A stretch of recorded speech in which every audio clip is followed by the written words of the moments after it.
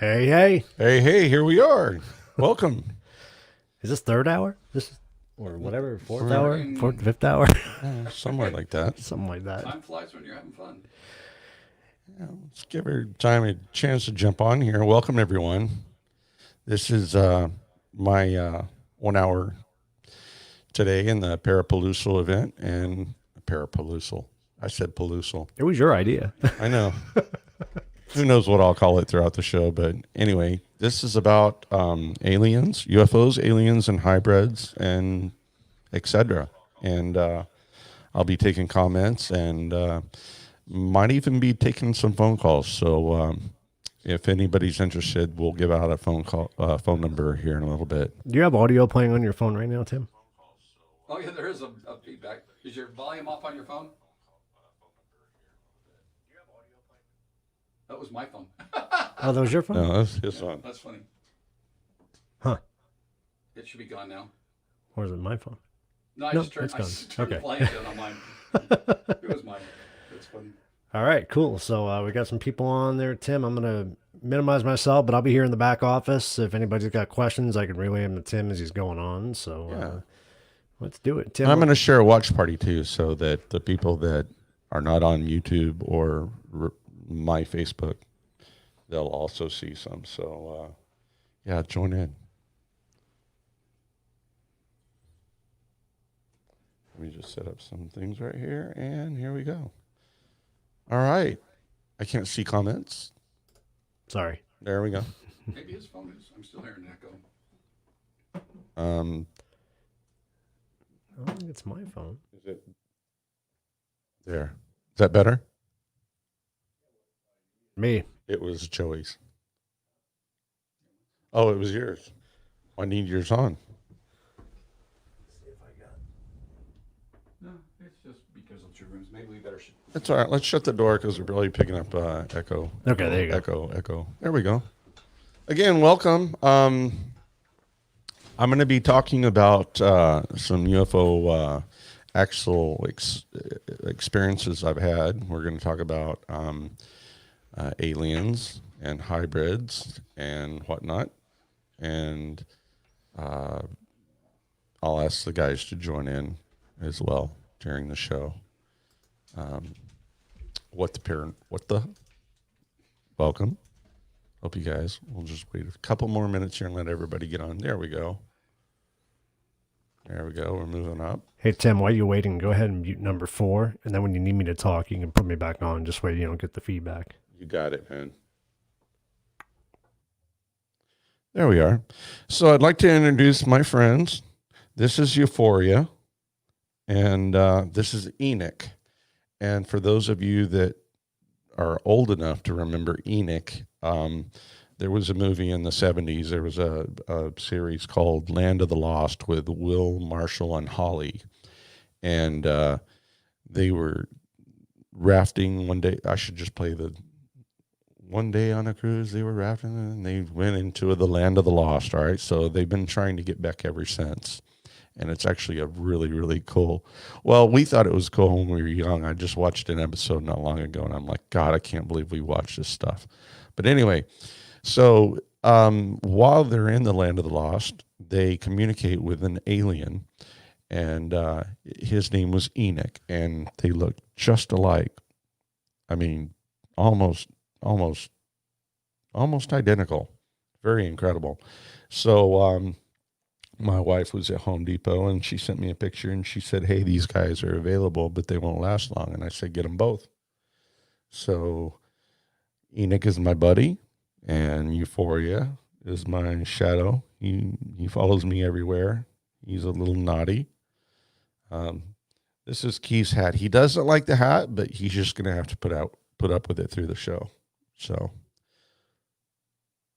70s TV was the best.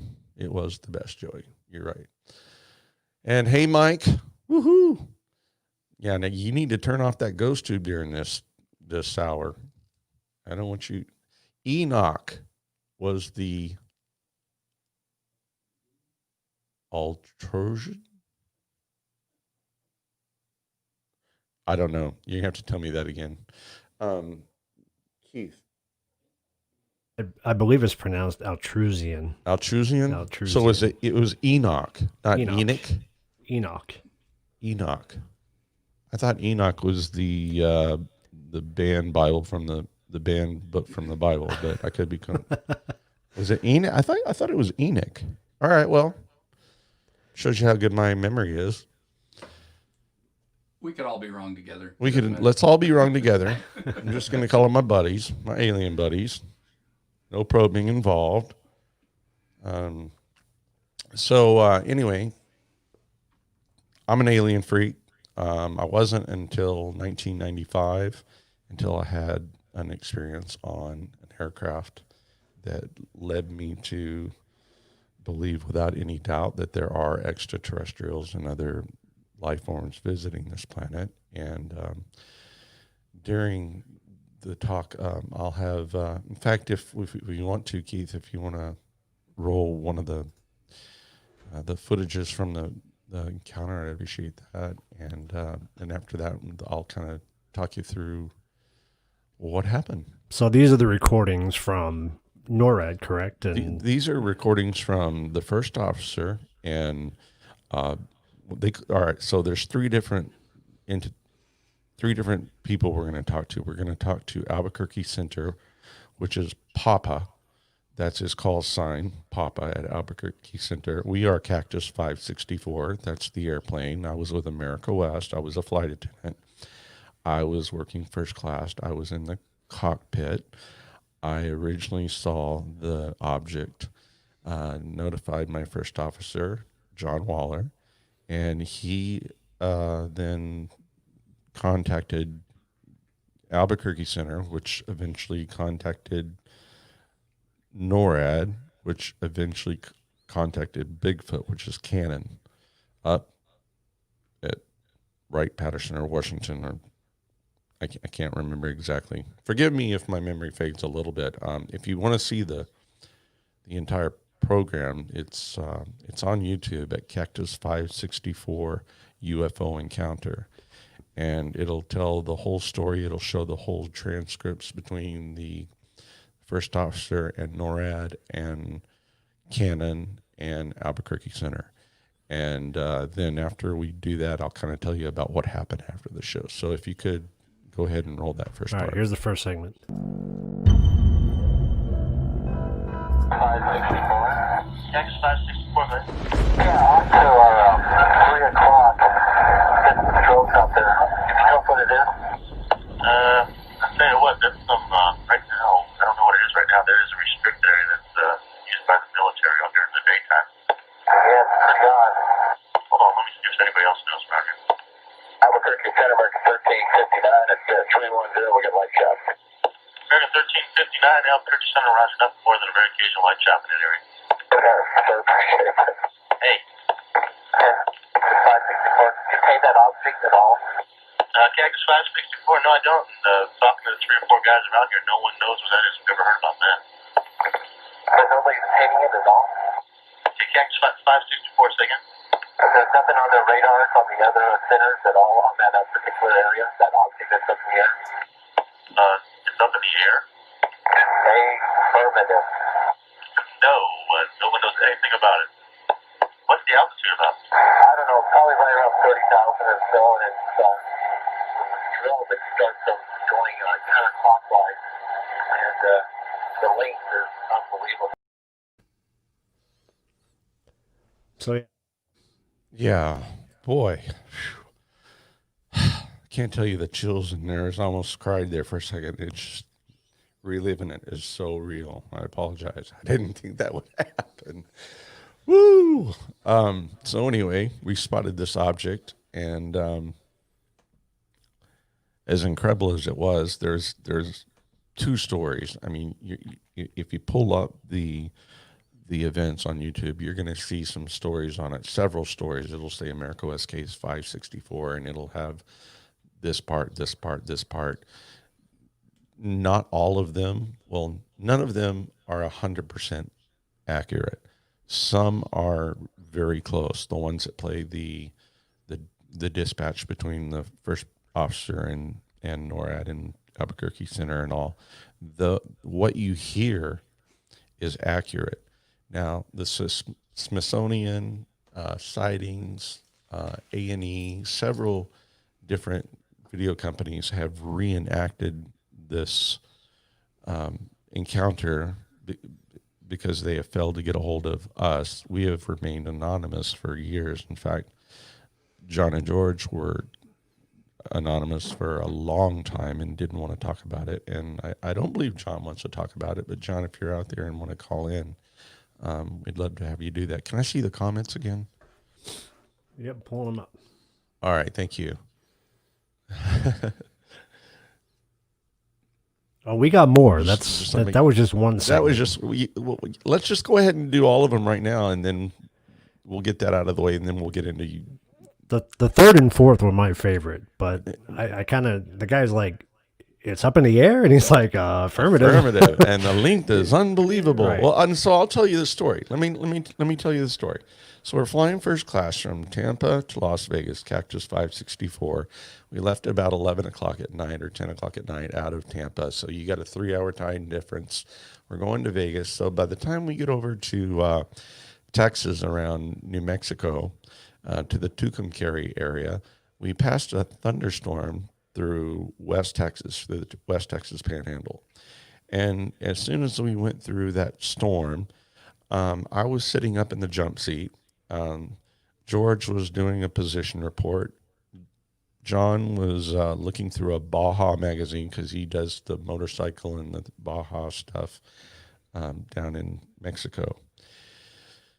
I looked out at about the 1 o'clock position, and there was a bing, bing, bing, bing, two bright, huge, bright strobes.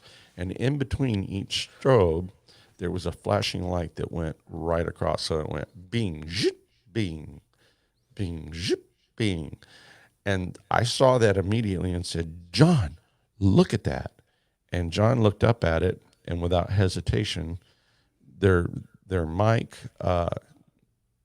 button is on there.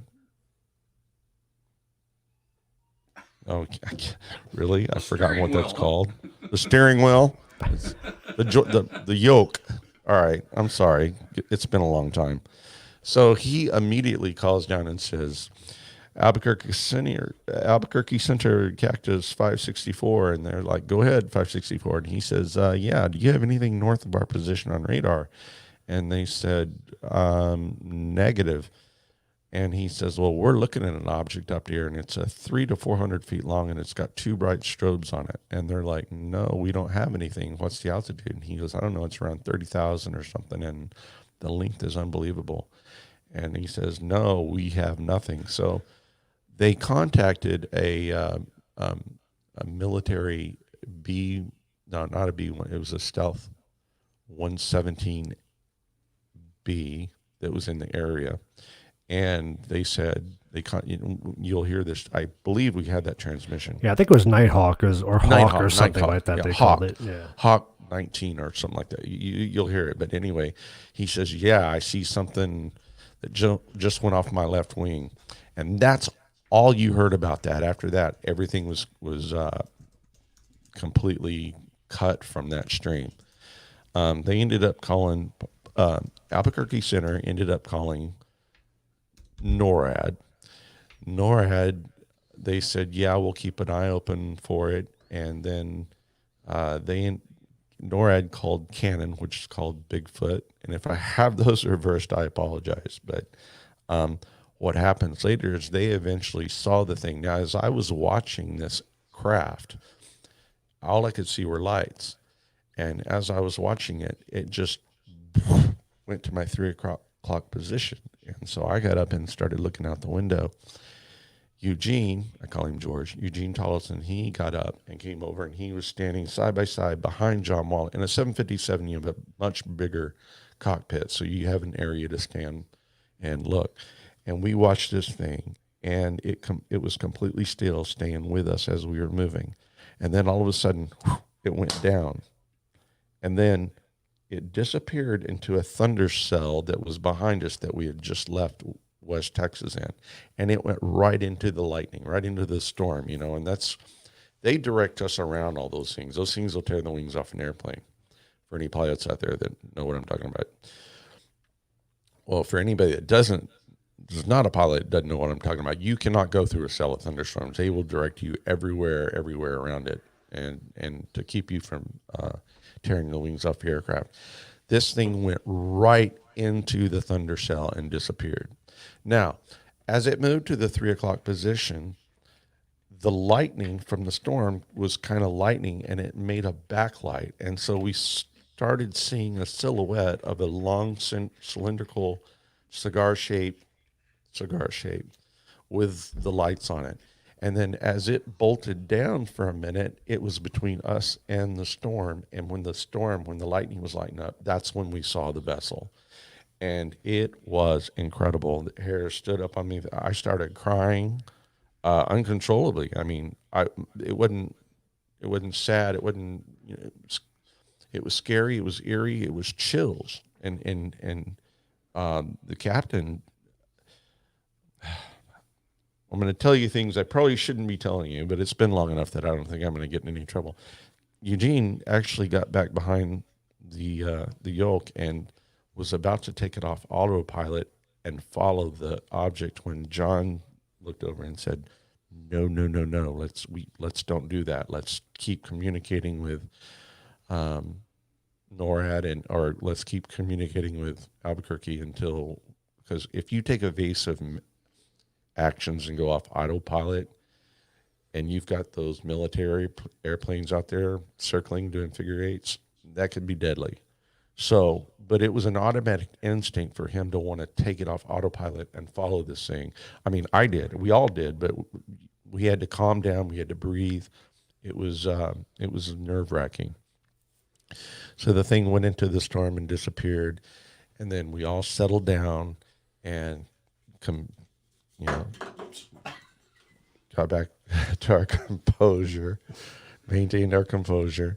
And this is when we started getting feedback from Albuquerque Center, and then they relayed information they heard from Cannon and Bigfoot, and we'll play that now. And then after that, I'll tell you kind of what happened when we landed at the airport. You want me to play the next two segments? Sure, please. Okay.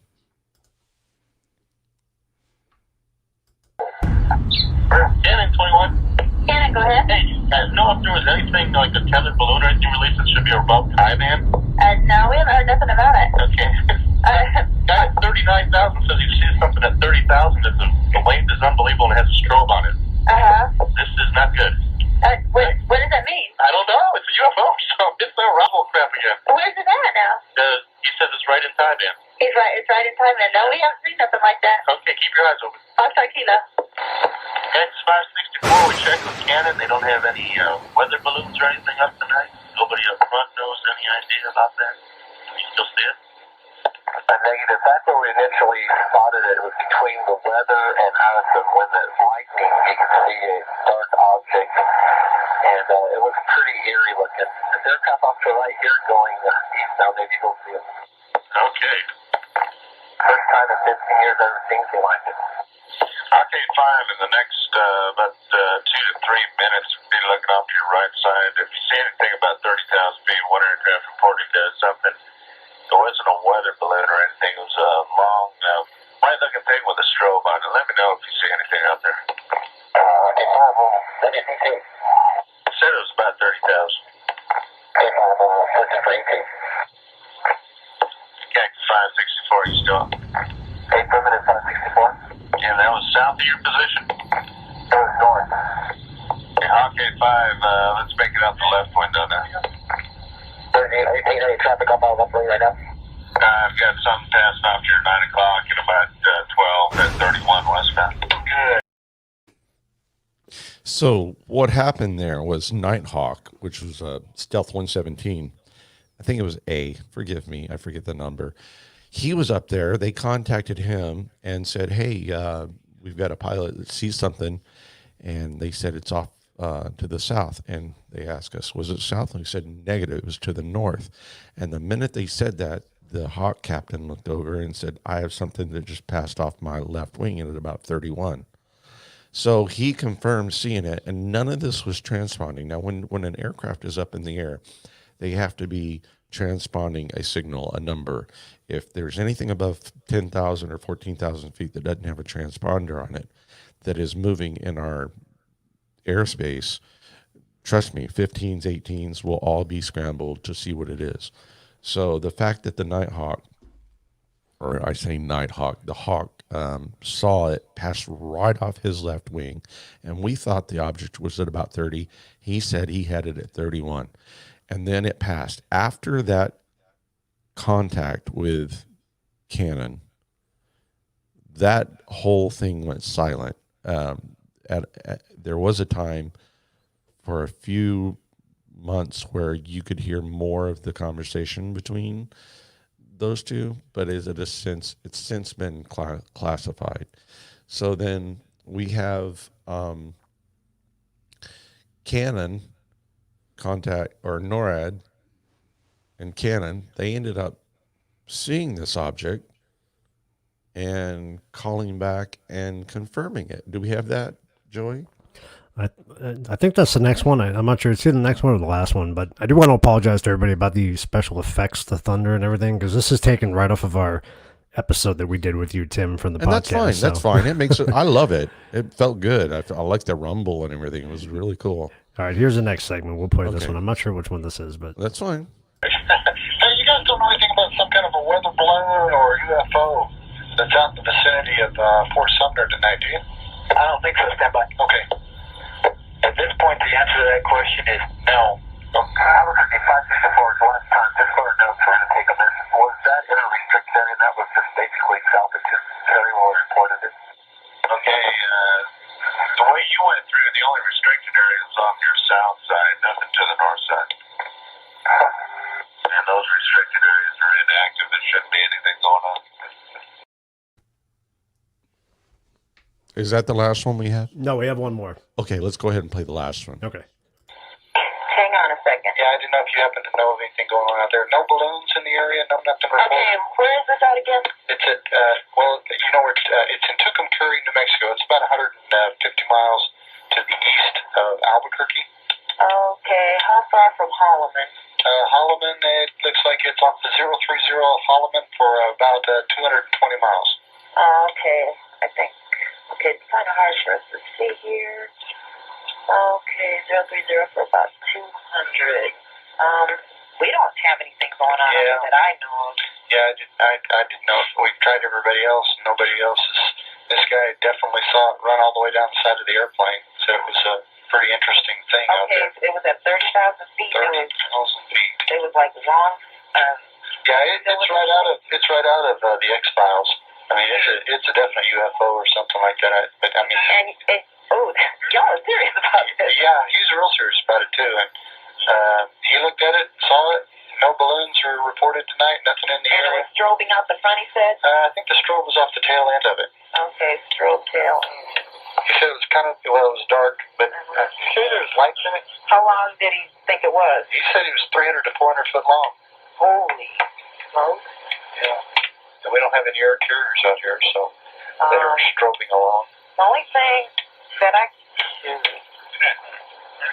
Yeah, not that far to the north. to Yeah. me it would sound like an aerostat, but I don't think ours are that big, though. Yeah. No. No, and they're more like a this is like some sort of. That's okay. And then do we not have the last one?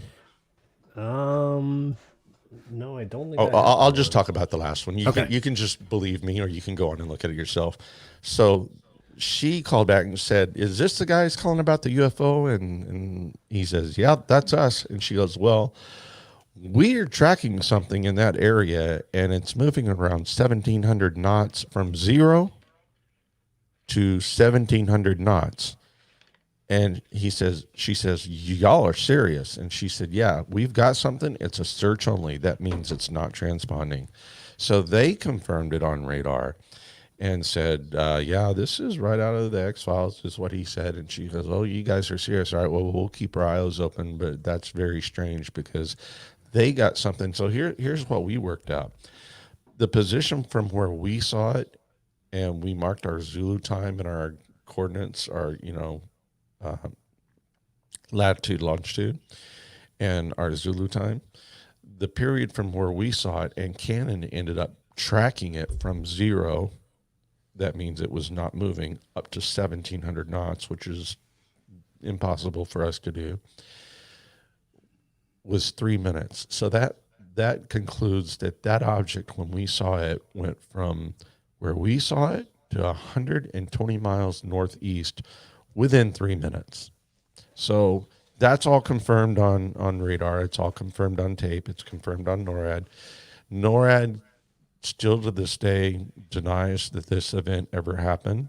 And through the Freedom of Information Act, we were able to obtain these transcripts. So when we got to the floor in Las Vegas, we landed, we got to the gate. I was working in first class. I looked out the window, and there were 3 men in suits. And so I was a little confused. I picked up the interphone. I called Eugene. I said, "Hey, man, what's this about?" He goes, "I don't know, but get ID before you let anybody in the cockpit." And I said, "Yes, sir." So Jetway pulled up to the gate, the airplane. We opened the door. The first class people started departing. I'm like, "Bye, thank you. Have a good night. Good luck in Las Vegas." And then one of the gentlemen walks in and says, "I need to speak to the captain." And I said, "I need an ID." And he pulled out an ID, and it was the FBI. Now, for one thing, the FBI rarely goes to an airport, and this is pre-9/11, so it's rare that FBI are at an airport, especially at 1 o'clock in the morning in Las Vegas. So I said, "I'll be right back." I took his ID. I went into the cockpit, and I said, "Eugene, it's the FBI. They want to talk to you." He goes, "All right, let him in." Close the door. So I let him in. They closed the door. I kept saying bye to everyone. Bye. Have a good time. Thanks for flying with us. Blah, blah. I'm nervous. I'm shaking. My face is probably redder than a balloon. The hair standing up on my arms. I'm darn near about to pass out from my adrenaline. It was just incredible. So after first class departed out of the cockpit, there was one gentleman that walked in to the aircraft and says, "How are you doing?" I'm like, "Fine. Hey, man, what's going on?" He goes, "Oh, nothing, just routine checking, just, And I'm like, "Yeah, right." To myself, I'm saying there's FBI doesn't come out and do any routine checks at 1 o'clock in the morning anywhere, let alone Vegas. So then the guy came from the cockpit. He walked out, and we were still saying bye to everyone. And I looked around, and Eugene was headed out of the cockpit. Now, I could see him behind me, but the guys in the jetway couldn't see that I could see him. So as Eugene was coming out of the door, he looked up at me and, "Shh, you didn't see anything." I'm like, "Wow, okay." And then I saw John come out, and John did the same thing. He's like, and they're white as ghost. Now, after this flight, we were supposed to go over to another flight and deadhead home. Deadhead means where we just ride home to Phoenix. We're not actually working the flight. And it's a 45-minute layover. And so me and the flight attendants get on. We head over to the other aircraft. We get on board the aircraft, and they're like, "Hey, what's going on?" Because we didn't tell them a whole lot that was happening, because they were in the back dealing with a whole bunch of people back there. Most of the people were asleep, but as we were coming in, landing and everything, we didn't have time to discuss it. So we get on board the aircraft, and I'm like, "Guys, we just saw a UFO." And they're like, "Oh, cool." And I'm like, No. We just saw a UFO. And they're like, "Oh, yeah, back in September, I think I saw it." And I'm like, "Oh, no, guys. Those guys at the door, those guys were not cops, and they were not FAA. We saw a real UFO." So we got on the aircraft, and we waited. We were about 20 minutes late departing. The captain comes on and says, "Well, folks, we'll be off here in just a few minutes. We're just waiting on some last minute, transfer bags. And our flying time to Phoenix is only going to be 45 minutes, so we'll still be on time. And the weather is this and that and this and that." All of a sudden, the guys walk on. They come back and they sit down. And John sits on the aisle seat by me. I'm on the window at the overwing exit. And I look over and I'm like, "John, what happened?" He goes, "Shh, nothing. We don't talk about it. I'm not talking about it. Wait till we get home." So the whole time I'm sitting here waiting to know what's going on. And like, we're on gradual, we're on final into Phoenix. And I look over again. I'm like, so you can't even, he's like, shh, we're not talking about it. We land, we get our stuff, we go through the airport, we get on the employee bus that takes us out to the employee parking lot. Even on the bus, he won't even make eye contact with me. I'm like, all right, man, you're taking this way too far. And we finally get to the employee parking lot and get off the bus, and we go to his car. He says, we did not see anything. We did not hear anything. This never happened, and I will never talk about this again. And we were blown away. We were just absolutely blown away. And I got in the car and drove home that night, and I swear that whatever I saw, I know for a fact saw me. So I'm looking up in the air as I'm driving home, and I'm scared. I'm petrified because this is life-changing. This is totally life-changing. And so my dad is a theologian, and, you know, he's very spiritual, very knowledgeable about the Bible and everything. And so the first thing I asked him when I get home, I said, you have to tell me, is there anywhere in the Bible that confirms or denies the existence of other life outside this planet? And he reluctantly didn't want to tell me right then, but he said there's several books in the Bible that talk about other beings, like Ezekiel, chapter 1 Ezekiel, and Noah and Moses, and he continued to tell me all this. So I said, so what I saw could possibly be true? And he said, well, yeah. So that affected me my whole life. In fact, that year is the year I stopped flying. That was 1995 in May. I took a month off leave, and I ended up going back to work, and I just couldn't do it. I couldn't work anymore. It was incredible. I started drinking. I started having nightmares. I started doing a lot of things, and I just knew that wasn't for me anymore. So in October of 95, I just said, I'm done. And I never went back to the airline. And it was amazing. And I've gone to a couple of shows. I've been on some radio shows with Linda Moulton Howe. I've been on some with Stanton Friedman, and we've talked. I've been to not Area 51. I've been to Roswell and gone to the museum and talked to several people there, and shared my stories with some of the believers. I've had a lot of people contacting me wanting me to do radio shows, television shows, and John has advised me just to stay out of it and not touch the subject because they were so scared. So it was an amazing story, and up until then, you know, I didn't really believe in that thing. But when the lightning lit up, when I saw this ship and I saw the windows and the beam of light, it blew my freaking mind. It changed my life. And it was when I met these guys and found out they were doing paranormal stuff that they asked me to be on the show, and that kind of freaked me out. I was a little nervous about it, but I did do the show, and they've asked me to be a guest. History, huh?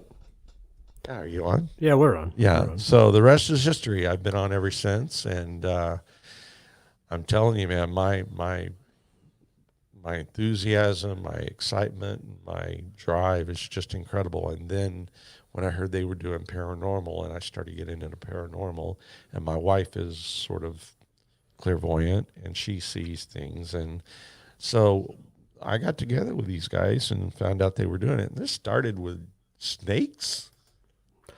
Yeah, it started with snakes, but then, you know, after we did your episode, it really stemmed to a lot more involving aliens and UFOs. I mean, we had a lot more topics that came off of that. So, And then we formed SUDS, Searching and Understanding and Discovering Spirits. And then we did The Truth About Beer, and then we've done Ha, and this has just taken off, and now here we are at Parapalooza. And if you guys have questions or comments or anything, go ahead and send them to us. Don't be afraid to talk about these things, because there are so many people that after they hear my story are saying, well, this one time when I was 13 and I was in Arkansas, I was out by a lake, and you would not believe the number of people that have the most amazing stories. But to the normal layman, I guess, in normal Joe, you just don't appreciate it until it's happened to you. So I've had people walk up to me at these shows that they've seen my sighting and the investigation, and they've like, can I touch you? And they're like, oh yeah. And so it gets a little weird sometimes, but it's brought me out of my hiding about the topic, and I've gotten into the paranormal. And now that I've been with these guys, we've had the most amazing experiences that I have ever had in my life. Just the time since 1995 till I met these guys were amazing. But since I've met these guys until now has been super amazing. The investigations, the haunted houses, the antique shows, the tuberculosis hospital, the bars, it's been wonderful. So you guys, please subscribe, stay with us. I haven't seen any comments yet, so you guys want to read any comments or any questions that anybody may have? We have about 20 minutes here left. If anybody has any questions or anything. I think everybody's just really kind of blown away by the. Yeah, it's overkill. It's a little too much to handle, and like I said, I mean, the hair standing up on my arms every time. I almost started crying right when we came on. It is so emotional to me. It's unbelievable. And I don't wish everybody could have that experience, but I wish everybody could understand the experience, because the experience darn near ruined my life. And that's why I stopped. I was a flight attendant 27 years, and this is one of the reasons I left the airline. And this is one of for a long time, I had a problem looking up at the stars at night. So Tim, what I think you should let people know for sure is, your experiences. That was your last experience, but that didn't stop you from jumping into a lot of research after that and learning about the topic. And I know since you've been with us, you've opened our eyes to a lot of different things. And I was kind of hoping maybe you touch on, people always look for proof that they're here with us. And I was kind of hoping you'd touch on the hybrids and the Anunnaki, and kind of go back to early times a little bit. Let's throw up the Anunnaki. And do we have any sound on the Anunnaki, or should I just tell the story? Tell the story. I don't have any. I just have some. Now, here's where people are going to think I'm absolutely out of my freaking mind, and that's fine. You can do that. I don't mind. What happened to me is confirmed on tape, on audio, by NORAD, by Bigfoot, by Canon, by Albuquerque Control. This is not something I'm making up. I can prove this legitimately. Now, the other thing I want to talk about are the Anunnaki and the hybrids, and how, in my opinion, because of what I have studied and I've opened up my mind to a whole lot of things. All right, this is where I'm going to start blowing if you think your mind's blown now, just hold on. So I'm sitting in a doctor's office. My wife is pregnant. We're at the what are the people for pregnant people? I don't know. Obstetricians, yeah. Ophthalmologist.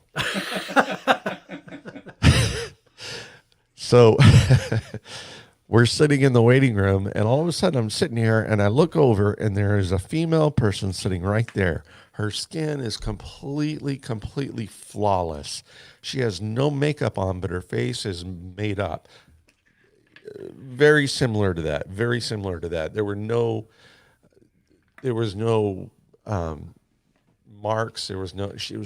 She looked like a mannequin. She was flawless. And I looked over, and the minute she looked over and made eye contact with me, she spoke to me. I almost jumped out of there and ran out of the building.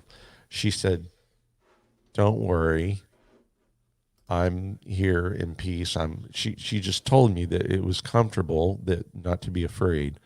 And I'm like, "You're an alien?" And she said, "Yes, I am." And it freaked me out so much. And so I had a little conversation with her. And then I looked over at my wife after we had finished our little encounter there. And I bumped my wife and I said, honey, she said, what? And I said, see that woman right there? She said, yeah. I said, that's an alien. And my wife's like, really? I'm like, no, really, look at her. And so my wife took a good hard look at her. And then she looks back over at me and she says, that's really weird. That's really weird. What's wrong with her? I said, she's an alien. She's a hybrid. So the Anunnaki came down, and gold is a very, very high precious metal in space alone, not just on the earth, but in space. It's a conductor of electricity. It's non-corrosive. They use it on every satellite. They use it on every mission everything we've done in space, we've used gold. And it's a very precious commodity on not only this planet, but throughout space. So it's my belief that what had happened was when the Neanderthals, there were like 9 different species of Neanderthal: Homo erectus, Homo sapien, Homo, I can't remember all of them, I'm sorry. But the only species that eventually survived were the Homo sapiens, even though the Neanderthals were much stronger and larger and healthier than the Homo sapien. So the Anunnaki, which are they call them the keeper of the stars. They come from a moon just off of the planet Sirius. There's Sirius A, there's Sirius B, there's 2 moons. So what they had done is they had come down to Earth and taken the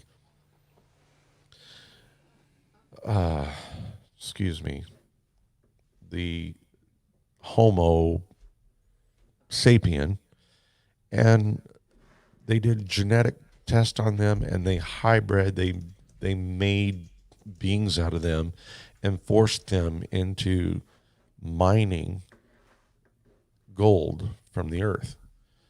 And so that's how the hybrid got started. Now, the Sumerians are the oldest known written language in the world. And I forget how far they date back, but they were taken and genetically hybrid made into human beings.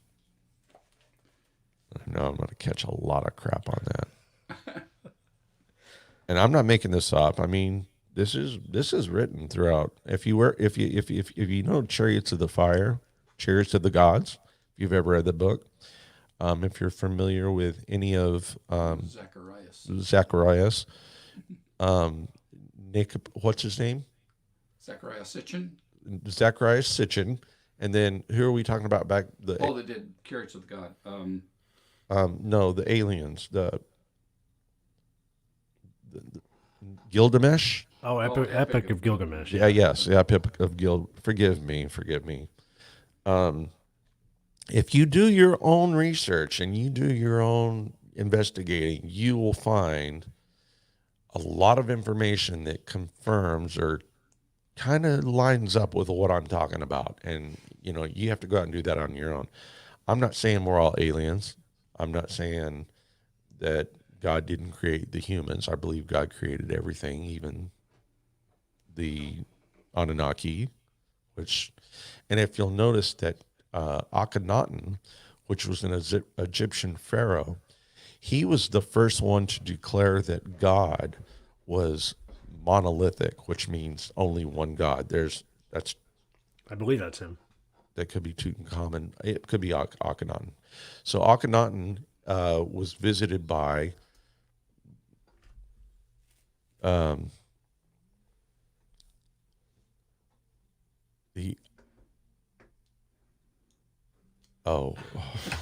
I'm sorry, I forget the names. It's Akhenaten, then you have the Akhenaten.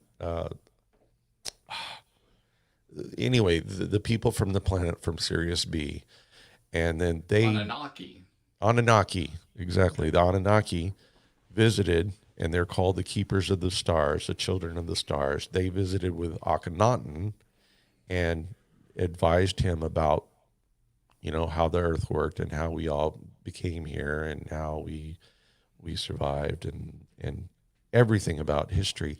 So Akhenaten declared in his ruling as a pharaoh that there was only one God because of the information he had been given from the Akhenaten.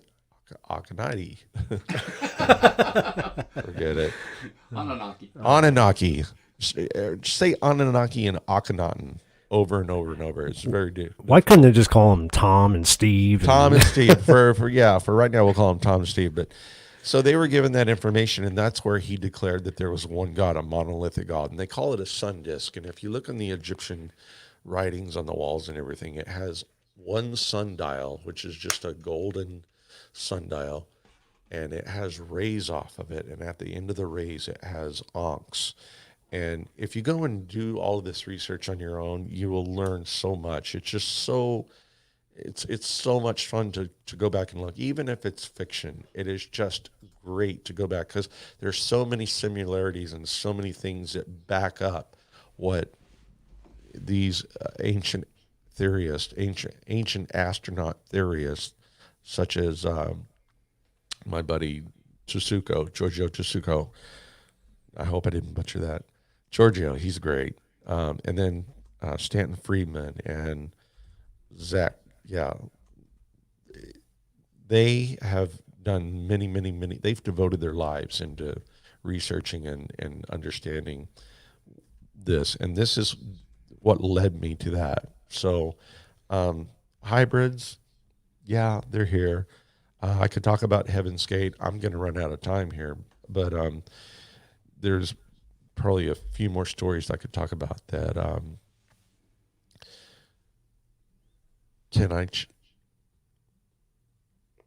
Christine was, oh no, I'm sorry. Christine said that her family, her mom, her siblings, and herself had an experience back in 1974, 1975. They saw a UFO. Okay, so I can tell you this for a fact. You can ask everybody on this planet, do you know anybody with COVID-19? The majority of them are going to say no. The majority. You can ask anybody on this planet, have you ever seen a UFO or no one has seen a UFO? And they're going to say, I'd say 80, 90% are going to say yes. So just to give you an idea of the confirmation that I'm trying to come across with you is it's there. I don't want to preach this. I don't want to try and change anybody's belief. I don't want to push it on anyone, but I just want to share my story as we have it during this whole Parapalooza in the last 2 days, people sharing their stories of what has happened to them. This is my time to share with you my experiences and to let you know that if you are out there, if you did have an experience, whether it's encounter of the first, second, or third kind, and you're not comfortable and you've suppressed it, you don't want to talk about it because you feel people will look down on you and laugh at you or make fun of you, you don't have to do that. I've got a webpage, and if Joey could bring up that page, it's called Alien Stories, and He's the one in control. I'm in control of this. This is my page. And so you can privately message me. You can tell me about your secret stories. And in fact, if you scroll down and go through, you'll see many episodes of my investigation, the investigations they've done. And you can hear the whole transcripts from beginning to end.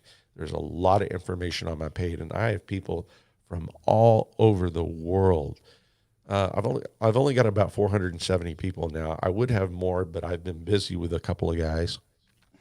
And I've also had some health issues, and I've got a lot of kids. So if you would like to contact me through Alien Stories and ask me questions, or go through and look at some of the people that have stories on alien, or tell your story on Alien Stories, I'd love to have you do that. it's an interesting topic. I know everybody saw the Phoenix Lights or heard about the Phoenix Lights, and I, for the first few years, tried to convince everybody that there's aliens and this is how it is and everything. And I've changed my mind since then. Now I don't want anybody to know, because I'm afraid we will lose control as society as we know it. Because if an alien landed on the White House lawn, who's going to listen to a governor? Who's going to listen to your local authorities? Because they're going to know that there's a much, much, much, much higher power. So I don't really want too many people to know about aliens, but the people that do believe that they have experiences because of aliens or UFOs, I just want them to know they're not alone and they can share their stories. And so, is there anything else you wanted to ask, Keith? Just looking at some of the other comments here. Yeah, we got a lot of comments. And if you didn't get all this story, please go back and listen to the first part. And also go to my alien stories, because it has the entire investigation. And it'll blow your mind. It'll just blow your mind.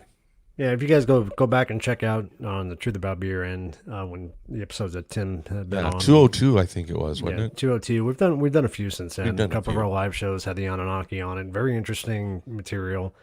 And it definitely, we got into depth on it quite a bit. Even our episode on Atlantis really talked about. I think it's our aliens, still number so- one viewed show, isn't it? Or did the dolls or something? That's still number one. Still number one. It's still number one. All right, wonderful.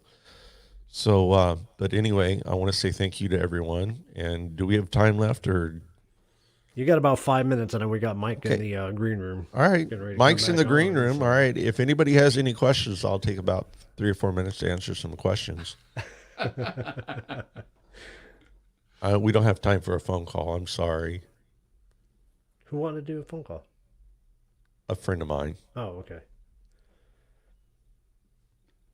Maybe the after show. Yeah, maybe if we Yeah, if we can decide do to it in the an after show. If you're interested, let us know. We can do an after. We're doing an after show, so. Yeah, if you guys want to see an after show tonight after our last investigation with What the Paranormal, And call in and take some phone calls. And let us talk. know. We'll stick around Yeah, and do an we'll after do show. that. Thank you so much. Thank you, guys. I really appreciate you listening. It's very emotional for me to talk about this every time. I haven't talked about it since the last time we did the episode 202, and I was a little more comfortable then. I don't know why, but being up here just with them, Enoch and who? Enoch and Euphoria. Euphoria. And it's a little nerve-wracking knowing that they could really be here sitting with me. But that got me into aliens and UFOs and hybrids. And if you have any questions, please feel free to contact me on Facebook or my Facebook Alien Stories. And I'd be glad to answer questions. And if you want to tell your stories, just to get them out, just so that you have someone to talk to that you know will take you seriously and not think you're an idiot or crazy, please, please, please open up, let it out. It helps. It helps a lot to talk about it. I didn't talk about it at all until I did a radio show back in 1996 on Erskine at night. It was like an art bell. And that's when I spoke with Linda Moten Howell. And Linda Moten Howell was asking me questions like, how did you know it was the FBI? And how did, it kind of shut me up for a long time. So it wasn't until I met these guys and came on and did 202 that I'm finally able to talk about it. So again, thanks everyone for listening. And, Tim, I have to say, that was, I don't even know how to spell that. that was the mic standing here. Okay. No, I know I can't speak for Joey, but I've heard that story a few times now, your UFO experience, and every time I hear it, I get the chills. It doesn't matter. It doesn't matter how many times you hear it, and even listening to the recordings and everything, it still gives me the chills.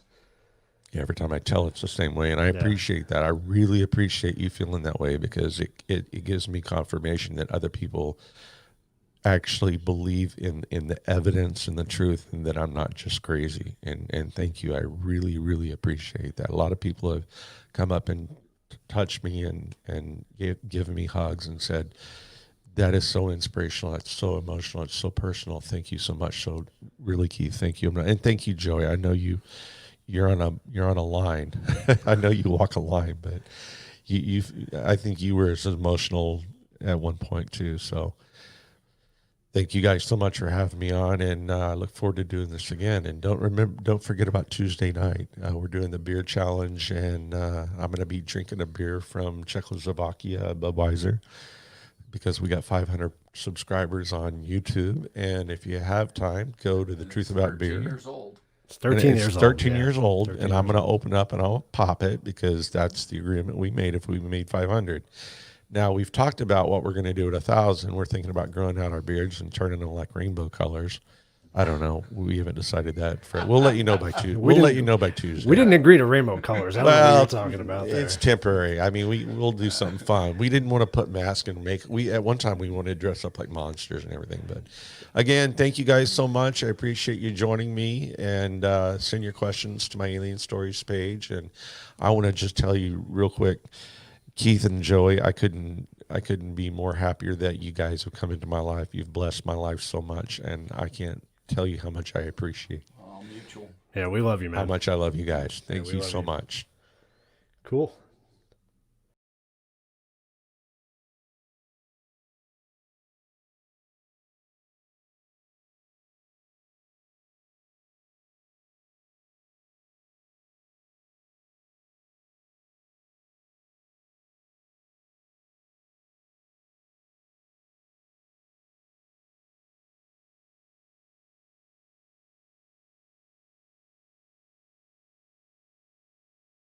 Guys. No, I think we're good. I think we're good. That's right. She's really scared about that. No, especially that's when not I'm going to talking happen. about- I know it's been long enough go that back out there. there's too much other stuff going on now. All right. You going to go back out there, Joey? So I can bring my guns and Turn what on? Well, I was gonna bring him on, but you can go out there if you want.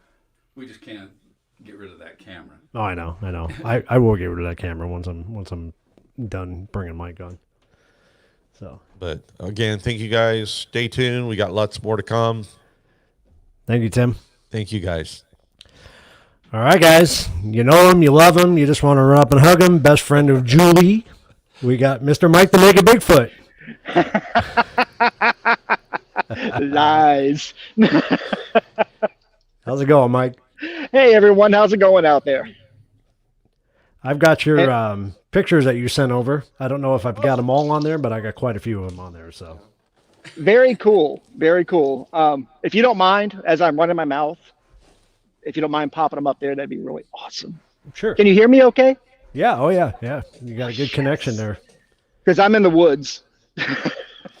I see that. Yeah, Well, so let just me give a holler. I'm going to let you go full screen, and if you need something, just give us a shout.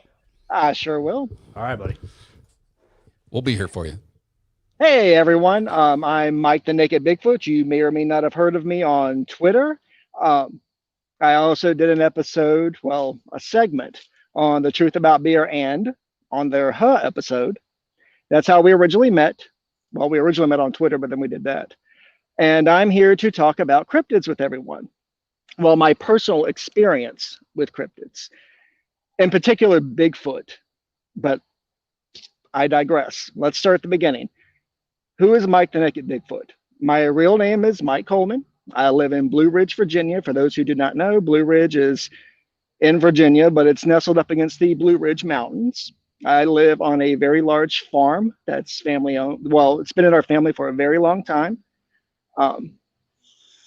Before coming to the farm and starting to run the farm, I did a great deal of traveling, both in the United States and outside the United States. Saw many things, met many people, saw many weird things, and met many weird people, which led me down the road to where we're at today.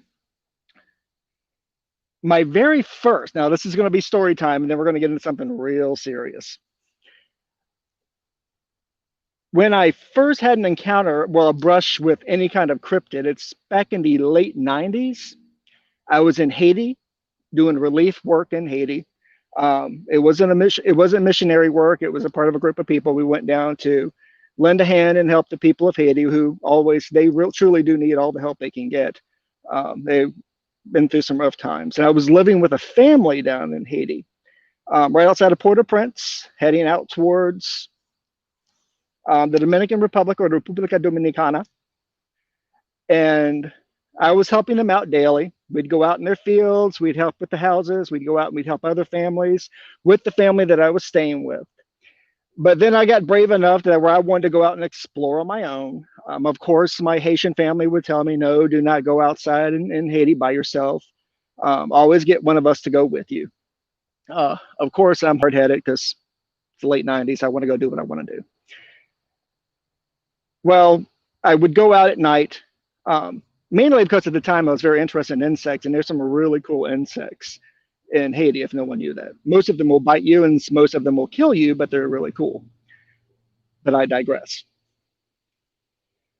One of the siblings, his name was Raj. He was really awesome. Little kid. He's not a little kid anymore. He's much older now. But he walked up to me and grabbed me by the hand. And guys, if you have that drawing of that critter, it's called a Ben. There we go. The Ben. If you don't mind leaving that up there for just a couple of minutes. He told me, he says, don't go outside by yourself. The Ben will get you. And I looked at him and said, well, what the flip is a Ben? But I didn't say flip. And he said, it'll get you. It'll eat you. So I didn't go out that night. But the next morning I asked the family, I said, well, what the heck is a Ben? And they said, oh, they live in the mountains and they come out at night and they'll take strangers and they'll eat them. So naturally I'm looking at them. I said, are you being serious? Because that's the first time I'd ever been to the country of Haiti. I just knew some of the people, had not really explored that much around the island. They said, no, we're serious. Never go outside at night by yourself, especially to the woods. The Ben will get you. So they were serious. It actually scared me how serious this family was when they told me that, because they all were shaking their heads. It wasn't a joke they were pulling on me. So I didn't go out anymore. Well, about a week later, one of she wasn't their grandmother. She was an adopted grandmother to the family, but she was an adopted matriarch to the family. She brought me something. And if you guys wouldn't mind showing that Haitian token, that little critter right there was given to me by her. She went over to one of the local Hungan, which if anybody knows what that is, or may not be familiar with that, that is a local voodoo or voodoo man or woman, usually a man. Hugan means house, means peaceful house, means gray house. They brought me that. And she said, if you want to keep the Ben from taking you, you will wear this every single day. And I took it from her. And at the time, it stunk really bad. It doesn't smell bad now, but at the time, that little charm stunk really bad. You guys can lose it now, please, if you don't mind. And I wore it every single day. And I said, well, should I wear it outside my clothes or near my chest? She said, just wear it every day. You go outside and the Ben will not come and get you. And apparently, because people saw me in the community outside, it wasn't in the city. This was in some of the small townships outside the city. They saw me wearing it and everyone knew what it was. It was a charm to keep the Ben away. The Ben to them, it's about the size of a small child. It's like a dwarf Bigfoot. That's probably the best picture I could find that didn't look psychotic, that I could show you guys. But it's about the size of a small child, incredibly hostile according to the locals. There's no communicating with them. They have long memories, as I was kept being told. But that is their local boogeyman. That is their local version of a Bigfoot, although it's no bigger than the size of a small child, about maybe 3 feet, 4 feet tops. But like they said, it came out of the woods and it would take you and it would eat you. And everybody in that township would tell you the same thing. And they all had some Ben story where they saw something, they saw the red eyes in the woods looking at them and they thought it was the Ben. So they avoided it. That was the first time I ever brushed up against a story or a legend that was believed so much by the locals about a cryptid like the Ben. So I kept that knowledge in the back of my head and I kept that charm once I came back to the United States. I still have that charm. I take it I keep it with me all the time. It's really amazing. Come to find out, it's a type of sand flea that they cure the hide out. They mix the mortar that they use to attach it with all kinds of local herbs and spices that are supposed to repel the ben or let them know that you're not somebody that's good to eat. Well, let's completely go, gosh, 12, 15 years later. I'm beginning to settle down. I have a wife. Well, I have another wife. Well, I had a wife, and she was expecting her first child by me, our first child. And we needed a place, to stop rambling. Because at the time we were living in Hawaii, but we wanted to come back to the mainland. Things are much more, believe it or not, much more stable here on the mainland than they are on the islands as far as raising children. And I told her that we had some family properties. Pause right there for a second. I was raised in the mountains. I was raised around Tennessee, Virginia, Kentucky. My family was slightly nomadic. We all come from various points in the Appalachian Mountains. I grew up with my great grannies and my great great grannies and my great aunts and my great aunts after that. Everybody knew each other. We grew our own food. It was, if you think of a small, old town in the mountains or old housing or an old family in the mountains, don't think West Virginia. We were not, I never lived in West Virginia, neither did my family. That's how we lived. And my family, for the most parts, were farmers. And they owned several properties throughout North Carolina. And it was always towards the mountains that we owned these properties. Throughout North Carolina, Virginia, and Kentucky, and Tennessee. And we had a number of properties that members of my family, for various reasons, had died out, and nobody came and claimed those farms. So I picked one of the farms to settle on, which is where we're at right now. I call it the Naked Bigfoot Farm. Its official name is the Bad Wolf Farm, but that's a whole different story. But the Naked Big Wolf Farm, did I say Naked Big Wolf? Huh, that might be a thing. Anywho, we were cleaning off the property because, of course, we were renovating the farmhouse. It's an old farmhouse, a wraparound porch, the whole 9 yards, 2 full stories, full basements. Been here for as long as I've been alive, which has been a long time. And we had finished making the house livable. So we were going to expand out across the farm. And I have told this story with the Truth About guys, and with the Suds guys. They know a good deal about this story. It's the first time I ever met them, and I told them this story. So I'm going to abbreviate a little bit, but you guys are welcome to ask questions as we go along. And I'll try to fill in the gaps. Me and my friends had rented some heavy equipment, and we were back in the woods across one of the creeks and river. I call it the rivers, but they're actually very large creeks. Over the hill back in the woods, and we were back there clearing it off. We were going to put another little house back there, just something extra, a guest house or something like that, or maybe a rental property. We left our equipment there overnight, and long story short, over the course of 5 nights, 5 days, or probably a little bit longer, we would come back and we would find rocks and limbs all over the equipment, like something just threw it onto the equipment and left it there. Nothing else. So we kept going, well, maybe the locals who didn't take kindly to me taking over the property, I think, in a lot of parts, and they didn't take kindly to the stranger coming home. I blame them. I blame the locals. And it got to the point on the final day where we just gave up the ghost. And this is,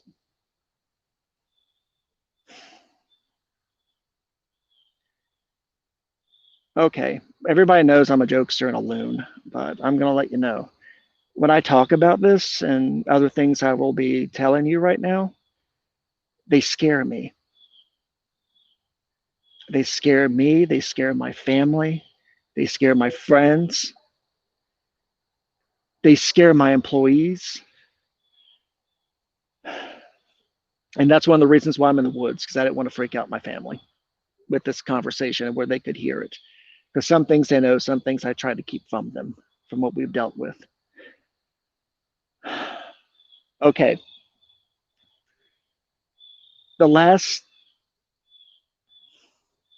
that last day where I decided to stop building and stop clearing off the property, we were back there.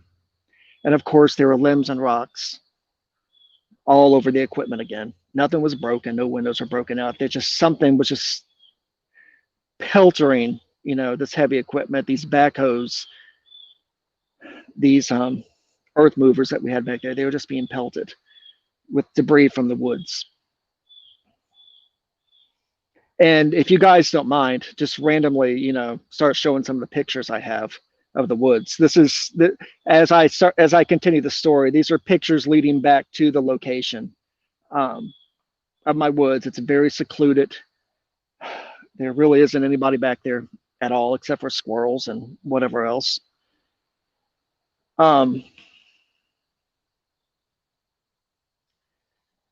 Something was in the woods that day. We were back there. You get that feeling like you're being watched. And that's when we started hearing something in the woods walking. It was big. And it was more than one of them. And if you just look around out there, it's grown up over the years since this has happened. It's grown up a great deal. That's the apple tree. We'll discuss the apple tree later. That apple tree still gets to me. Something was in the woods that day. I want to say there were multiple somethings in the woods that day. They were going, oh, oh, oh. That's all you heard. And you heard limbs breaking. We're not talking about twigs. Something was breaking limbs on all sides of me, all around us. We were flipping surrounded back there with noise. And we smelt something.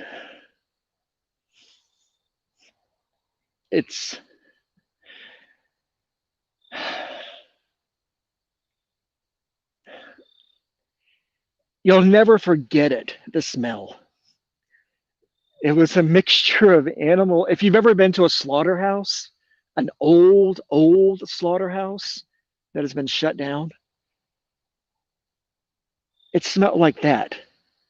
Old urine, old blood, old BO. And I looked over at Duty because that's his name. That's a whole different story why we call him Duty. And D-O-O-D-Y, not D-U-T-Y. So I'll let your imaginations roll on that one, or you can ask a question about it.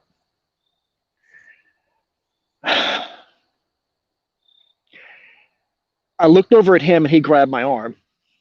And this is the clearing right here, guys. This is where we were moving everything off. We're going to work on getting all these trees out. There's a field behind that. We were working on removing those trees. They were all going to go away.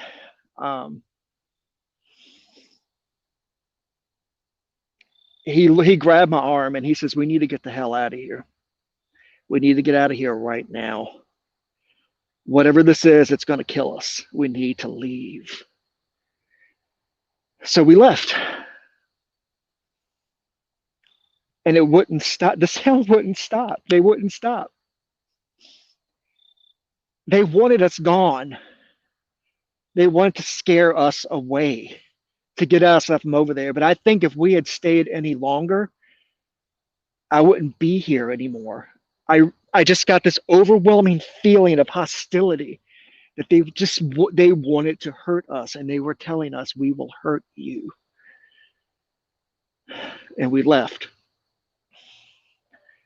It took me a while to tell my family about it.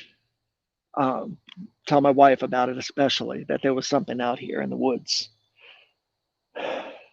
And we made it a promise that day that we would never go across that creek and over that hill ever again. We would never, ever do that ever again. because whatever was back there was waiting for us. We really did believe that. Jump ahead, this last Christmas, jump ahead a few years. It was a distant memory. It was something we were laughing about to that day. The fear had almost evaporated out here. We still didn't go across the creek. We didn't go over the hill. The kids knew to never do that, never go across the hill, ever go across the hill. They never did. They never took their friends over there. We made sure friends who were hunting never went over there. We told them that was, no, you don't go there ever, ever, ever, ever. And I was out with a client late, right before Christmas. And I came home and my wife had every light in the house on. She was scared. She said something was outside the house. And it walked up onto the porch and it walked all the way around the house. She was afraid to turn the lights on outside. She said she didn't want to see it. She was holding several of my rifles. She was absolutely terrified. But she said it was big. She thought it was me at first coming up the steps, getting onto the porch. She thought it was me. And she was going to come in to say hi. But then something told her to stop and not go to the door and open the door to let me in. And that's when she heard it circling around the house, stomping and stomping and stomping. And it scared the hell out of her. Of course, I told her it was probably a bear, because I'd seen one on the property before. There was a bear on the property before. She said, bears, this had 2 feet. She kept saying that. My wife is Polynesian. She wasn't used to living out here in the sticks like I live and grew up in. She was completely terrified. Well, let's fast forward again. We forgot about that again. I told her it'll all be okay. It's going to be okay. Just don't go outside. Fast forward again. This past spring and summer, something's been coming to the house again and walking around the house again and walking around the yard again. This time it was breaking limbs off of trees in the yard. Something ripped the paneling off the side of one of my garages. We never saw footprints. People always ask, did you see footprints? Did you see any footprints? Did you see any hair or anything? No, we never saw that. We saw the house being destroyed. We saw, the outbuildings being broken into. Nothing being bothered inside the outhouses. It was just destroying the outside of the buildings. And these were fairly new buildings that we had erected on the property that they had been destroying. And I believe it was them. And yeah, them, and I haven't said this before, them being Bigfoot guys. I really do believe that they're here and they live on my property.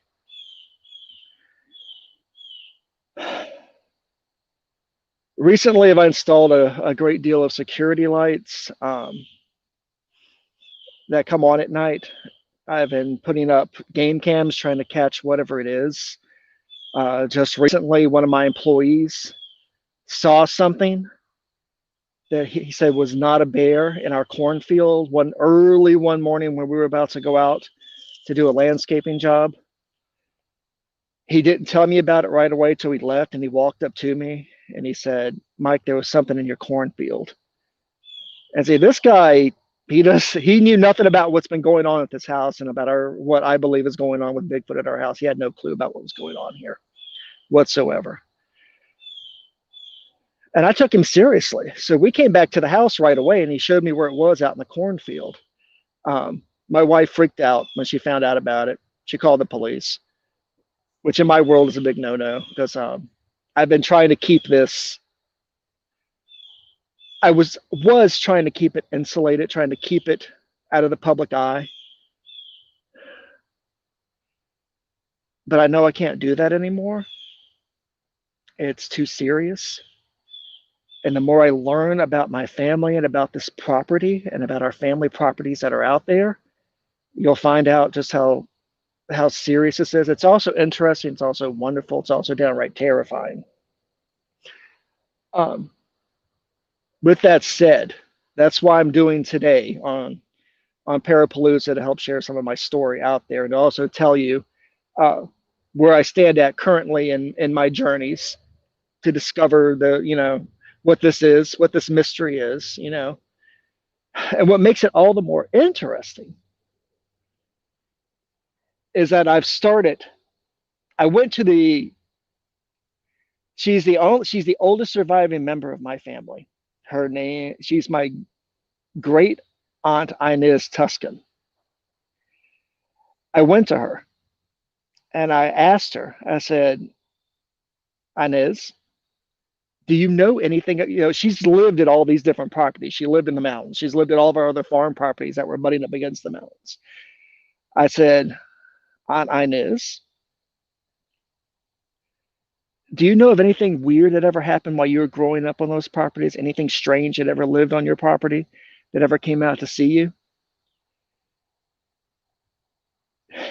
And this is where it got real.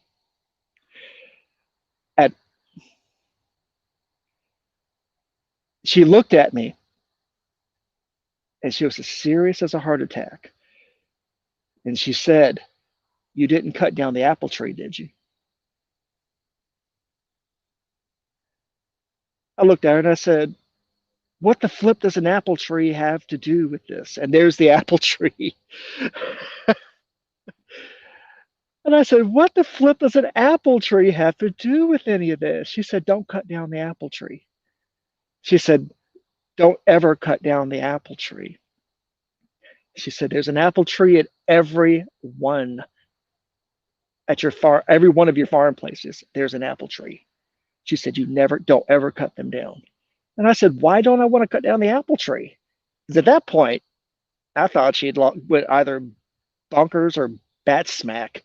At the same time, I was a little afraid because I've never seen this woman be that serious before. I get my jack foolery and my jackassery, they tell me from her. So I had never been that serious before. I've never seen her be that serious before. She just grabbed my hand. She said, don't cut down the apple trees. So I left. And I told my wife what Inez said. She said, don't cut down the apple trees. She says, you talking about that old gnarly apple tree. And if you don't mind showing that picture of that again. That old gnarly apple tree that you cleared all the land out from around. I said, yeah, that apple tree down there. She said, you don't think there's one of those trees? And see, I have an orchard on the property too, but this apple tree, there are no other fruit trees around it at all. It was always by itself, right down there where, at the corner of our property, it was always by itself down there. And I, be honest with you, I had given some thought to cutting it down a long time ago because I never knew what kind of apple it was. It does not produce any apples that we would eat. They're green and they're disgusting. They're hard. I don't know the species of apple that it is whatsoever. But that intrigued me. Were there other apple trees at these other properties? So I spent 2 days visiting these old farm places that my family had lived at. And what do you know? There's one of those apple trees at every one of our farm places. Just one of those apple trees. And they're old trees. But there's one, every single one. And it's always away from where the house originally stood, towards the woods, the thickest part of the woods. It's always butting up against that. And that just completely and utterly fascinated me. I'm still looking into our family history when it comes to that apple tree, whether they were put up to appease these things, that apparently my family knows something about them, I mean, you have to remember that my family's been in the Appalachians for quite a very long time. Um, and it reminded me of a story. Well, it reminded me, well, the apple tree brought up an old memory, whereas when I used to stay with my great grandma Ola Sims, up in Tazewell County. And we would go out and we would pick fruit and berries that grew wild in the woods off the hillside. But the one tree she told us to never touch was that old apple tree that was beside the woods, right there. You have to remember, this is the tree in my yard right now, but to never touch that apple tree. She said, don't pick any fruit off of it. Don't pick any fruit off the ground of it. Go back there and pick blackberries, or she'd beat her ass. And you took great grandma Ola seriously because she chewed tobacco and smoked a pipe. So you took that old lady seriously. Um,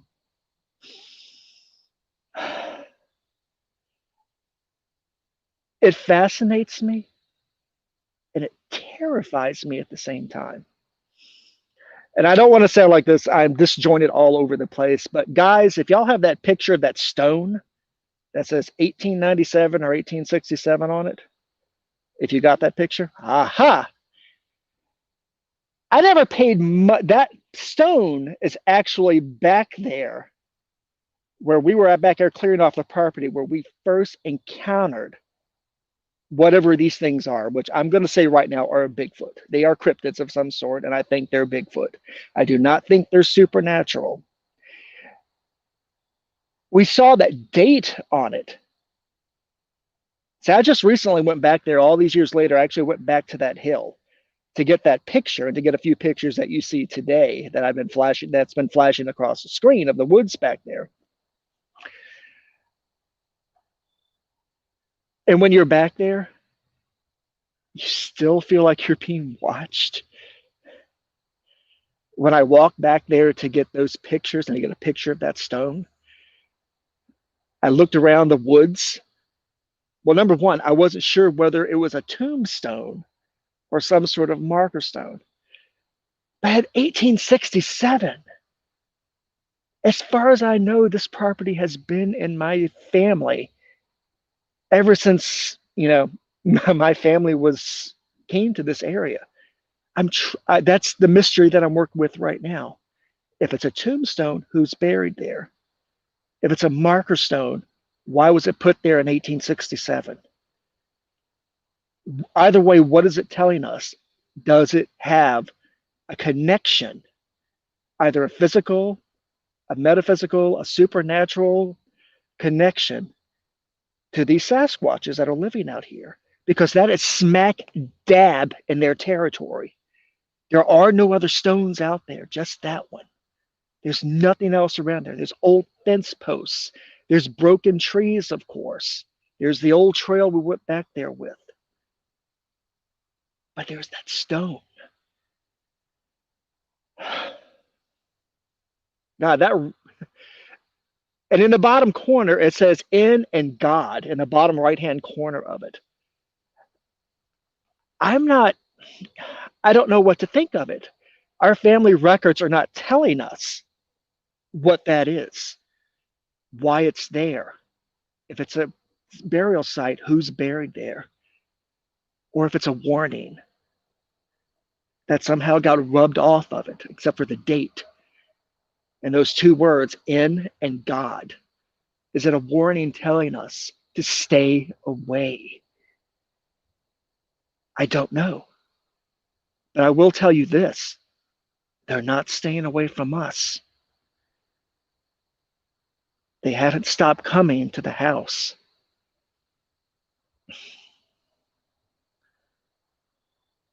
We don't have cookouts at night anymore. We go out to feed the chickens and the goats with a gun now. Because I've talked to people in the past about what's going on here at the farm. And either they didn't take me seriously or they wanted to sensationalize the story when I just wanted to keep it private. And to have somebody help me deal with it. But I'm hard-headed. It took me a while to realize that I couldn't keep this private anymore. So that's when I started the YouTube channel. You can look it up, Mike the Naked Bigfoot. I do have content to put on there. There's a nice little introduction about myself that's on there. You'll start to see more about my discoveries, about what I'm finding out about what's going on here on the farm. How is my family involved with this? How long has my family known about this? Have they known since the very beginning? Why have they never talked about it? Were they like me? Were they afraid to talk about it? Did they have some kind of deal they made with these damn things out here? What's going on? Those are the questions I'm looking for answers for. And I'm starting to listen to other people. I'm starting to talk to other people and trying to gather information about what this is and what they are. And I'm here to bring what is dark into the light. I want everybody to know what's going on here.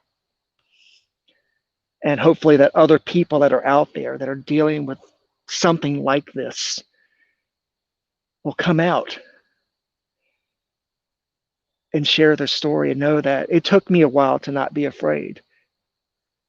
And I was afraid. It was my reputation on the line. I thought it would hurt my business. I thought it would hurt my family.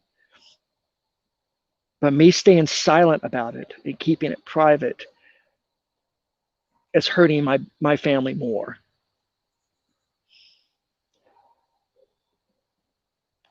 Because it's not stopping. They're coming every night. Night hasn't gone by. Something hasn't tiptoed across the porch out there. And by the time I get out there, see it, it's gone. But you can smell where it was. And it was that same charnel smell. That wet animal smell lingers in the air.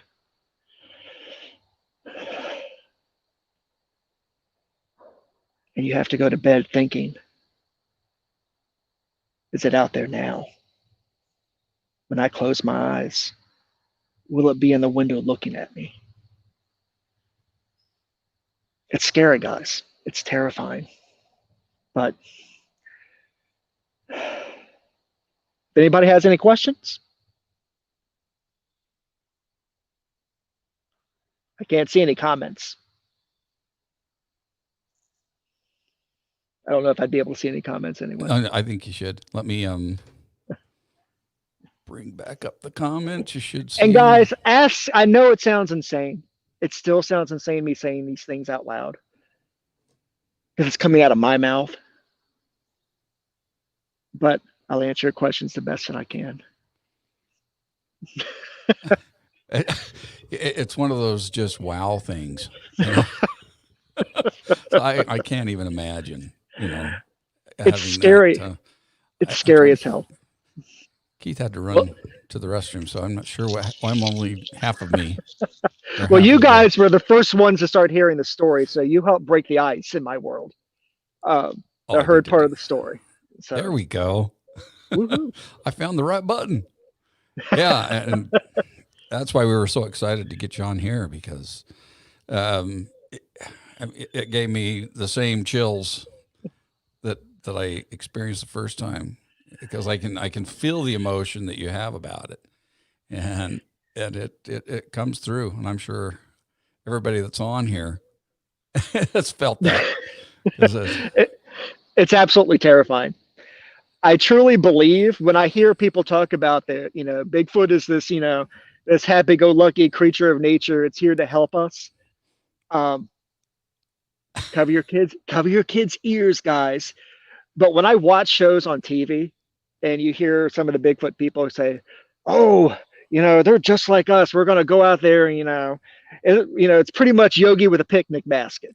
And I'm sitting there going, guys, these damn things want to eat you. They're scary. They're huge. Well, I mean, they're bigger than a gorilla, and a gorilla can dismember you in just seconds. If you could see the limbs they broke. I mean, and the sounds they made. And I've been to many zoos and I've been to many places with very large Come on, animals, E.T. and I've never heard an animal make noises the way they did. It sends fear through you, the sound and the smell. It's a primal fear. And they know they're scary. That's the thing. They know they're scary as hell, and they are happy that they're scaring you, I think. I really do believe these things are intelligent. And if I could solve the mystery of the apple tree and find out what the hell my family had to do with these things in the first place, it might help me understand more about them. And Well, avoid I the would say bastards. the fact that they've been able to hide themselves as well as they have, that speaks for their intelligence, you know. That they don't want to be seen, and they figured out a way to make that happen. But That's they the leave their thing. evidence, you know. They do. They really do. I have absolutely no flipping idea half the time where they are out there. But there's more than one. There's more than one. Because the times that my wife got scared crapless, she swore she heard 4 different ones at 4 corners of the house walking around the house. Oh man.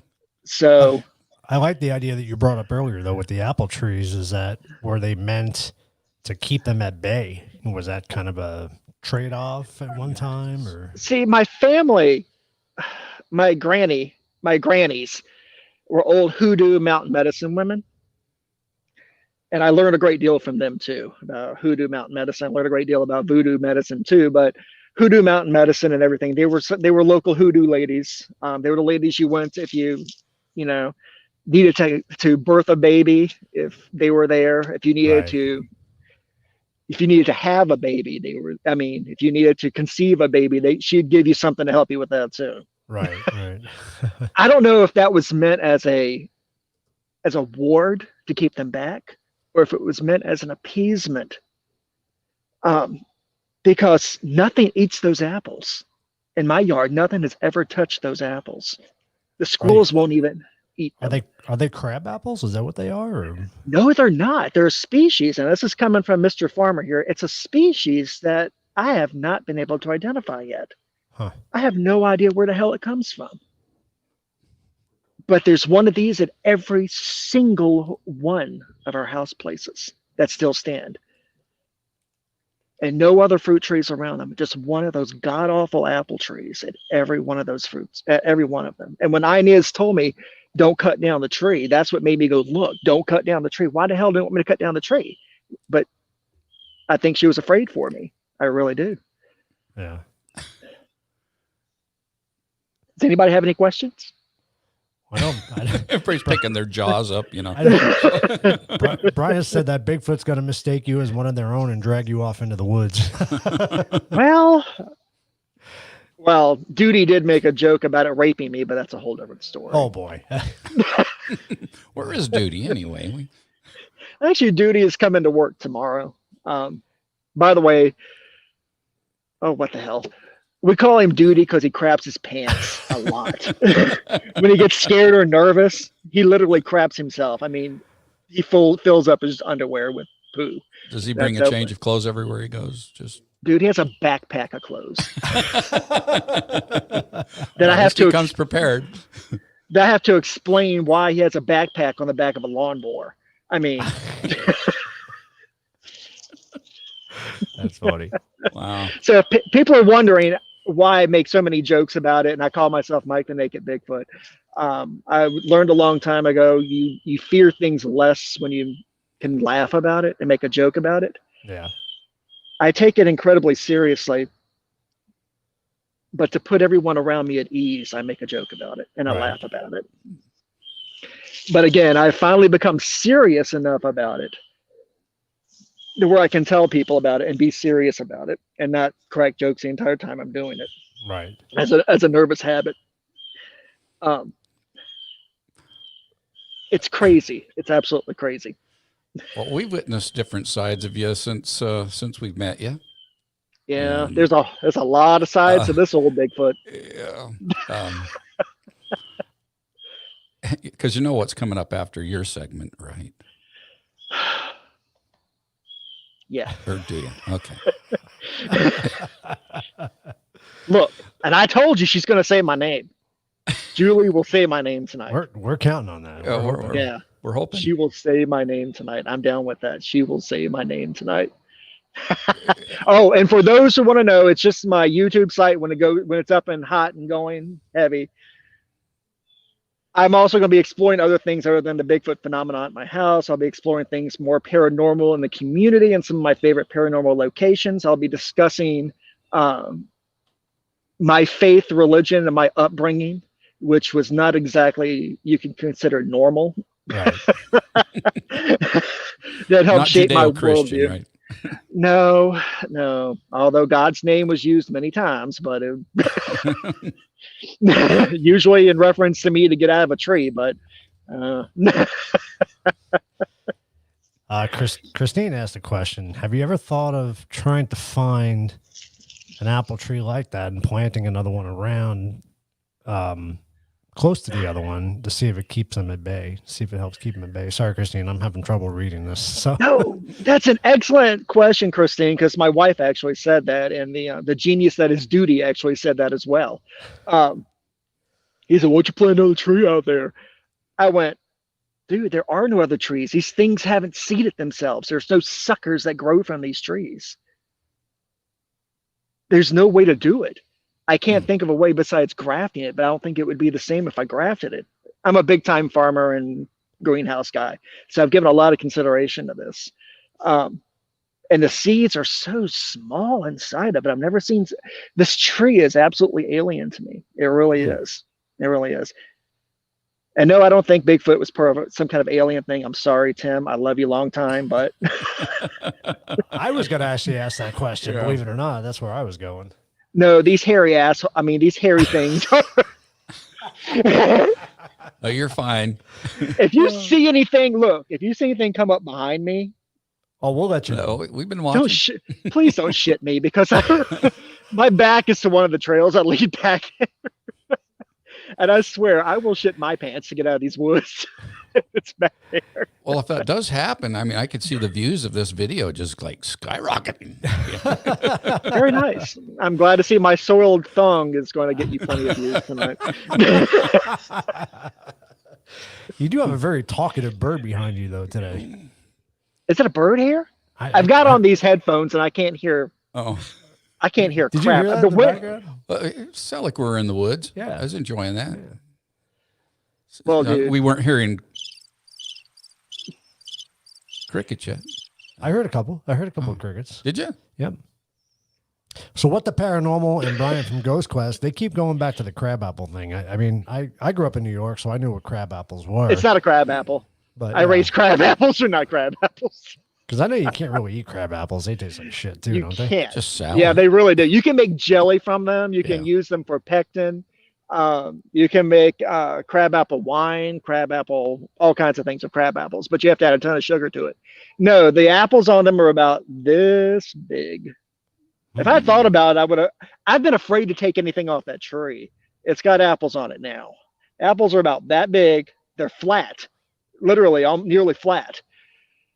Huh. And Apple they stay cakes. green. They You stay should green. Send us a picture of it when you get a Yeah. chance. I will go through there, and if nothing snatches me in the woods tonight, because I have this on a stump and I'm sitting on a chair that my wife asked me where I was taking it to, and I said to the woods, and she said, oh, "Good luck, boo." And I think there might be a naked Mrs. Bigfoot number 4 coming down the line soon if we don't solve this issue. She's naked Mrs. Bigfoot 3. That's funny. Oh my god. Have you tried making any shine out of that from that apple? Oh, you had to bring up the moonshine, didn't you? Okay, I'll tell a quick story on that one too, since looks like we got a little time on that. Mm-hmm. I have never done anything with that tree because because the way it's shaped, I thought it was shaped really nice, so I left it there. I was going to cut that tree down into kindling and get rid of it when I first took over it, but something seriously, something told me don't muck around with that tree. And I left it there. I said, well, it does look kind of neat. It splits into 3 directions and does this little neat wrappy wrap thing. So I'll just leave it down there. and nothing bothers it. It doesn't get any of the normal blights you would get on a, you know, on an orchard tree that you get out here on the side of the Blue Ridge Mountains. Doesn't get any of the blights. It doesn't get any insects on it. The hornets and bees leave the fruit alone. I mean, it really is an odd duck of a tree. It really is. And like I said, these damn trees are on all the properties that we have. Just one of them on every single one of the properties that we have. I don't know if it's, like we said, a physical ward, a metaphysical ward, some pact. I'm going to sound like a loon. No, screw it. I'm just going to say it. I honestly think that my family made a deal with these damn things. It's not a written deal. They didn't sit down and sign the Magna Carta that there would be peace. But these trees were put there to say, this is where it ends and goes no further. I think I broke that deal when I came here and I started screwing around back here in the woods. I really think I broke that deal. And that's why they're as active as they are with us and why they appear all over the damn place. I think I did something. And I think they're pretty pissed off about it too. Yeah. You know what I'd be curious, Mike, is if you did like a satellite view of your property and map out where those trees are. Oh yeah. Would that like do like a parameter? Would it? Yeah, right? Dude. Google Maps. I did Google Maps. Do you know what all you flipping see? Google Maps in my location. No, I'm glad you said Google Maps because I did Google Maps. It looks like the freaking Misty Mountains from freaking Lord of the Rings. You look on it. It doesn't do a damn thing to tell me what's going on back there. Oh, that's funny. Now, well, since you brought up shine, a lot of people know that I'm a shiner. I'm a shiner, 10th generation shiner. Family go back a long time. You can only do that in the woods. Just to stay out of the way of the revenuers, you got to do it in the woods. And if you're old enough, you know what I'm talking about. And when we're running at night, and when we're running some mash at night, we know something's out there looking at us, and we can smell them too. And I never go running by myself at night. I don't run the still by myself at night. There's always me and one other person or two other people, and we're well armed. But there's something out there, and they're watching us. And again, it's a good chance that I'm pissing them off even more about what I'm doing. But Because still, you're not sharing your shine. I was thinking, but you know what? They've never touched the still, and they've never Because they know touched- you can make magic with that still. and they've never touched, dude. They've never touched the freaking mash barrels. Everything likes the mash barrels. You get raccoons getting high off the mash barrels, but they don't touch the mash barrels at all. I don't know why. That completely confuses me. They come up and they'll screw around the farm, but they won't do anything to any of my let me say illicit things out in the woods. Any questions? Oh, and plus that stone that I found. Oh, that stone I found that's still getting to me. I have no idea what that stone is. How big is it? I guess we can look at a picture, but we don't really. It's about the size. 2.5 to 3 feet long. About a foot, 2 feet tall. Okay. So it's got some weight to it as well. Oh, it's huge. It's huge. I just rubbed the crap off of it so I could see what was on it. It's huge. Like I said, it's either a tombstone or a marker. It's one of the two. I don't know which one it is. And if it's a tombstone, who the hell's buried there? If it's a marker, hell, I don't know what it's marking. I don't know what it could be marking. So crazy. So Christine says maybe you could try to give a peace offering in an area close to the apple tree. Do you know what kind of peace offering they might accept? Maybe you leave out a bottle of shine. Now, I will say this. Something's been eating our grapes this year. Something ate. Something wiped out because we have a 1/4 of an acre of grapevines. All different kinds of vines. And something's been taking the bunches off of the vines. Not just taking them off like a bird and leaving the bunches up there and everything, but something's been taking the actual bunches off the vines. And I suspect it's those a-holes. now, do you think they're vegetarians, or no? Because you really don't find. I mean, do you find any evidence of any? Yes. Okay. You're gonna laugh about this, and we found it some the other morning, which I didn't really give much thought about because we keep finding them all over the place. We keep finding bloody squirrel tails. Not their ass, but their actual tails, where something looks like it picked them up, bit the squirrel off, and dropped the tail on the ground.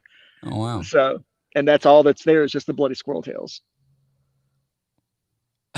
And again, so you don't see a lot of squirrels. You see a lot of squirrel tails, huh? see a lot of squirrels. You know, I mean, apparently they don't care for tail. I just said that, didn't I? You did. I was trying to read what Quantum had to say there. He says it's hard for a civilian to prove anything. There's been so much secrecy and disinformation over the last 200 years. It's become impossible to prove anything in the face of official denial. I'm just going to say this. I think my family was a part of some kind of flipping cult. Until somebody tells me otherwise. It's like a freaking Bigfoot cult out here. I swear to God. I mean, like I said, Inez was the oldest, but there's other older members of the family that they won't talk about it either. They won't talk about the properties and strange things that happen on the properties. They just won't discuss it. They won't go near the properties either. They thought I was a loon for taking over the properties the way I took them over. So nice of them to warn me.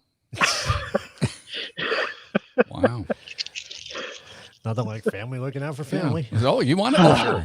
It's well, yours. I will tell you this. Since it's been getting more serious out here, I've become just for anybody who wants to come on my property without telling me, I've become quite the Second Amendment rights advocate on my property. Yep.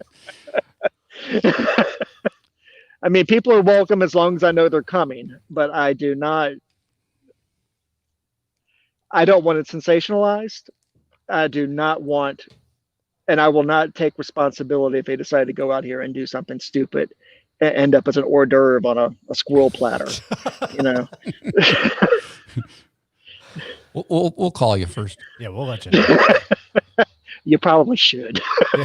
Oh, we definitely will. Don't worry. Because when my son goes, Dad, there's somebody at the gate. Do we open the gate or do we shoot? I go, damn, son. I taught him that. Do you have cameras by the gate by any chance? Actually, I do. And there's been a few choice words that have come across those cameras more than once. So the locals don't care for me, and I care very little for them too. So.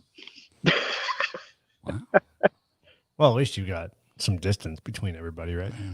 We actually do. The closest farm to me is over the dell and around a mountain.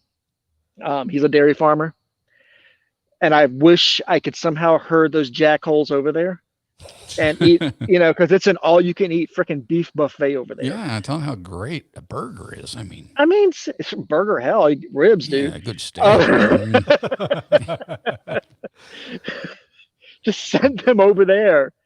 But that's part of why, I'm working on my YouTube channel and hopefully a website one day, and maybe a book.